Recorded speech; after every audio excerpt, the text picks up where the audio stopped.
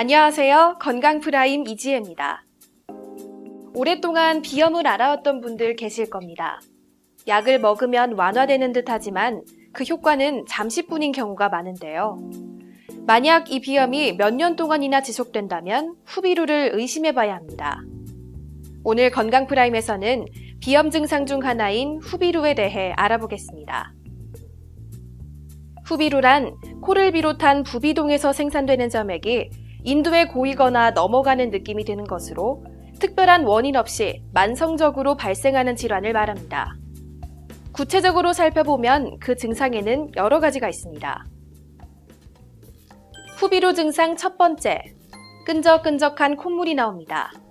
또 코 속이 건조하다, 코가 막혀 숨쉬기가 어렵다, 코맹맹이 소리가 난다 등의 증상이 나타나기도 합니다. 이외에도 만성적인 피로감을 느끼거나 발작성 재채기가 나오게 되는 경우도 있습니다. 이 증상들은 모두 하비갑계에 문제가 생겨 나타나게 되는 건데요. 여기서 하비갑계란 코 속으로 들어오는 공기의 온도와 습도를 조절하여 폐로 공기를 내보내는 신체 기관입니다. 바로 이곳이 건조하거나 차가운 공기 혹은 그 밖의 외부적 요인으로 인해 손상되었을 때 후비루의 증상이 나타나는 겁니다. 한편 후비루로 인해 사람들이 느끼게 되는 불편 중 하나가 바로 구취인데요.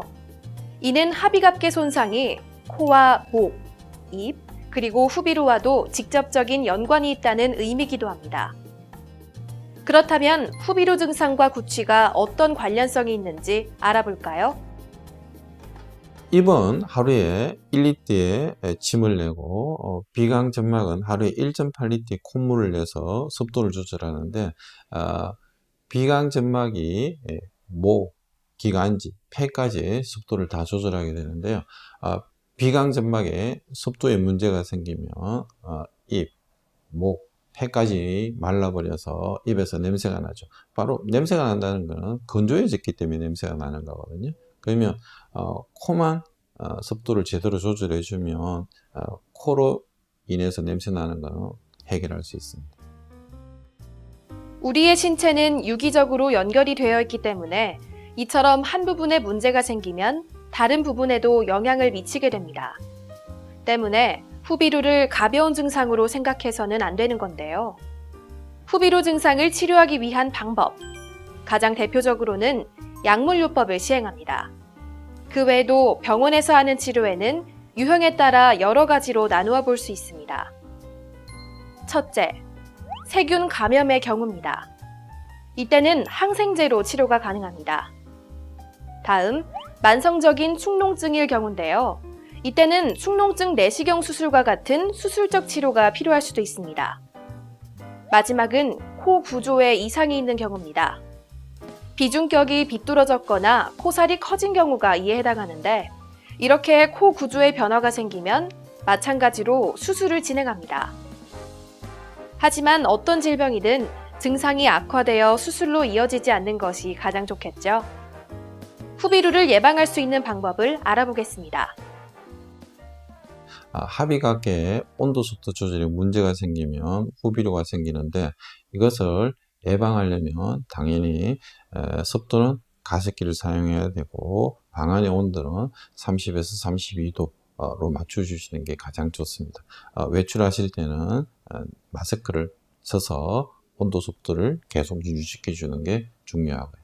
근데 비염 환자가 치료하지 않고 이제 가습기를 쓰고 좀 따뜻하게 해준다고 해서 낫는 것은 아니고요. 한번 이제 쪼그라들어 있는 하비갑계는 치료를 받지 않으면 원래의 상태로 돌아가는 건 거의 불가능합니다.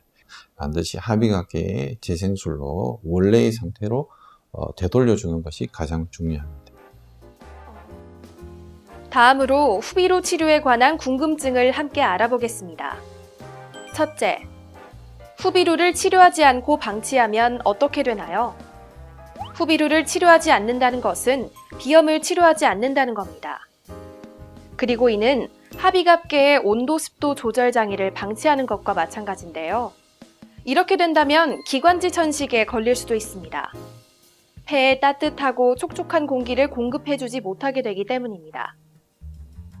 둘째, 후비루가 발병했을 때 가글을 하거나 따뜻한 차를 마시는 것이 도움이 되나요? 도움이 되지 않습니다. 코와 목 사이의 인후부에 영향을 주지 않기 때문입니다. 대신 코로 더운 김을 들이마시는 것은 좋습니다. 이때 반드시 입으로 뱉어내야 코와 인후, 입까지도 습도를 유지시켜줄 수 있습니다.